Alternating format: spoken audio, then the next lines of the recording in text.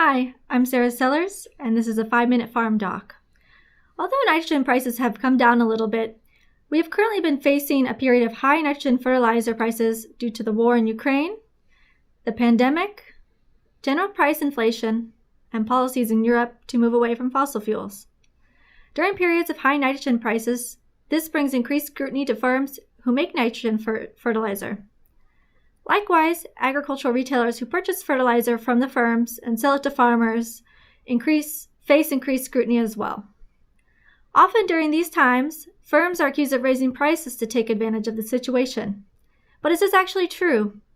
We wanted to see if agricultural retailers in Illinois have been increasing their margins over time, especially during periods of high nitrogen fertilizer prices. We find the difference between the agricultural retailer price in Illinois and the fertilizer terminal price in New Orleans remains relatively stable from 2008 to 2022. To try and answer our question, we can look at the difference between the spot price and the retail price for anhydrous ammonia over time. The orange line on the graph comes from the Illinois Production Cost Report and represents the Illinois retail price for anhydrous ammonia. The blue line on the graph is the New Orleans spot price for anhydrous ammonia from Bloomberg, and it is often viewed as the price charged by fertilizer manufacturers. The difference between the Illinois retail price and the New Orleans spot price is a marketing margin, covering the cost of transportation, storage, labor, and marketing of anhydrous ammonia. The marketing margin would also include any profit from the fertilizer retailers receive from anhydrous ammonia sales. Here we take the Illinois retail price, subtract the spot price, and plot the difference to see the marketing margin over time. Over time, the margin has averaged $266 per ton.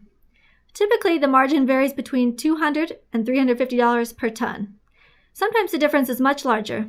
For example, the difference reached $760 per ton in December of 2008.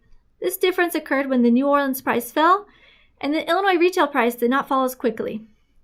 Margins have been much more variable for the second half of 2021 through the first half of 2022, as anhydrous ammonia prices have been very erratic.